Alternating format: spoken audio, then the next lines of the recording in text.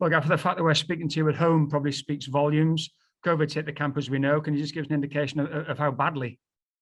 Yeah, COVID's hit the camp, hit me with 18 cases. I think 4 staff members and 14 players. Not ideal, but it's something that we're all having to live with at the moment. I mean, I know that obviously the Wycombe game was off.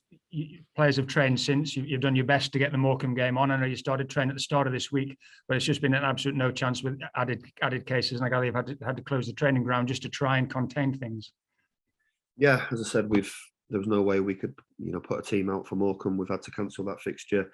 We've closed Lostock until the 27th of December. By that time, we should have players coming out of quarantine and ready to train again. Obviously, some of the lads that aren't double vaccinated have also had to self-isolate, as government rules, protocols are.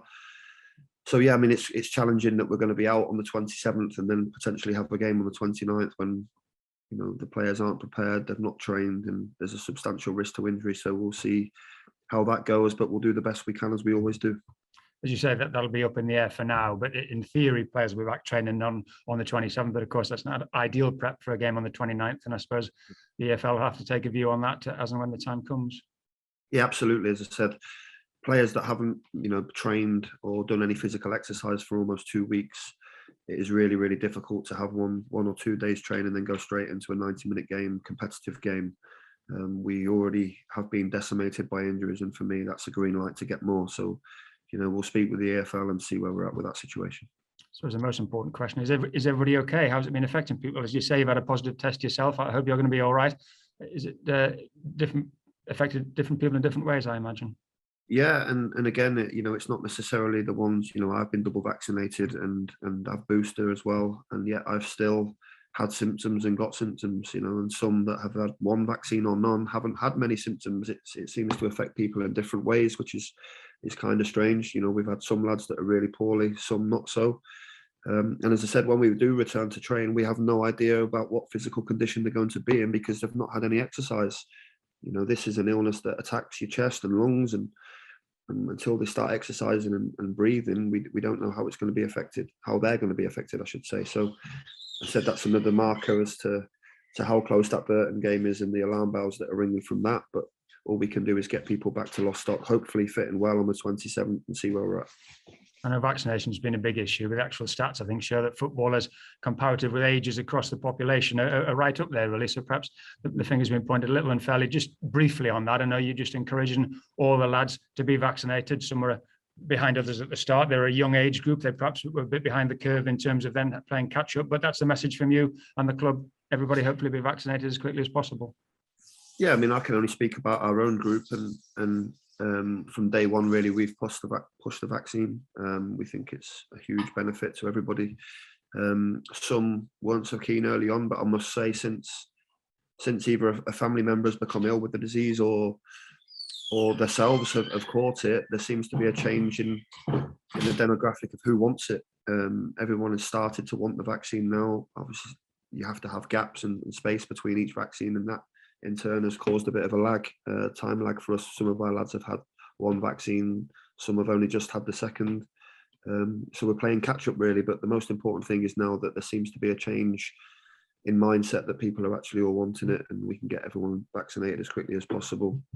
And I couldn't agree more with what Jürgen said, really, in terms of recruitment. It's something that we also have to look at. When we're signing players, are they double vaccinated? Does that mean, does that have an effect on whether you do or don't sign them? It has to, is the answer. So we're looking at all these things, and as I said, we're doing the best we can to get up to speed as quickly as we possibly can. In football terms, your lengthy career, I don't suppose you've missed many Boxing Days. It's just frustrating it's fallen at this time of the year, what is traditionally a fantastic football occasion, isn't it? No, and I mean, as a player, this period always comes with sacrifice. People always spoke about, not having much to eat on Christmas Day and not having a drink or whatever. But for me, I loved it as a player because Boxing Day fixtures, the full houses, the great atmospheres, that's just part of it, part of being a footballer. And we're sadly going to miss that this year, and we're going to miss our home crowd being at Boxing Day. And in turn, that's obviously a huge loss in revenue for the football club. So hopefully we can all come together, and when we get these fixtures back on, the fans can come in the numbers to support the team, support the football club, and recoup that lost revenue. Yes, I know you'll feel for the supporters because, as you say, people love to watch football at this time of the year, but they'll be understanding, I'm sure they are. And these games will be played again. That's the key, isn't it? We're not losing the fixtures. It's just the time of the year is unfortunate.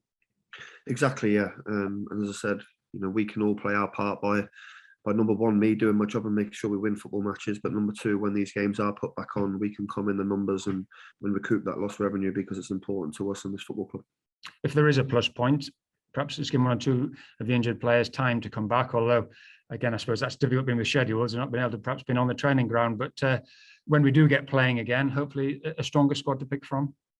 Exactly, and as I said, even though we're going through a tough time again at the moment with the virus and COVID, it does give you an opportunity, and we have to take that opportunity. The opportunity that's given us is to get bodies back fit and available, recoup, regroup, and go again, really. And that's what we're trying to do. We want to reset and make sure we get everyone back in full health and up to speed as quickly as possible, and then progress ourselves up this division again. Yeah, because it goes without saying, one way or another, there will be a bit of a fixture backlog, won't there? We'd already lost the Cambridge game and the FA Cup. We're in the Papa John's. Hopefully there's still a run to be had there. But if you can get a fully fit squad and you can get a role in the second half of the season, maybe it can work out.